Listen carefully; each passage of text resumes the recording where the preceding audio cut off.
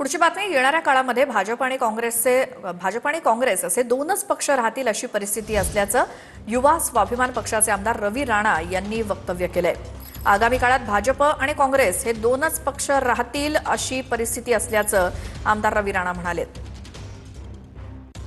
उबाटा गटाचे तर मला माहित आहे की 90% हे भाजपच्या संपर्कामध्ये आहे। जे उरलेले आहेत ते सुद्धा संपर्कामध्ये आहे आणि मला असं वाटतं की लोकशाहीमध्ये कोणी कोणत्याही पक्षामध्ये जर असला त्याला जर एका पक्षाचे विचार, एका पक्षाचं काम, एका पक्षाचं नेतृत्व ज्याला पटत असेल तर मला असं वाटतं त्या पक्षाचे अनेक लोक हे भारतीय जनता पार्टीच्या संपर्कामध्ये आहे।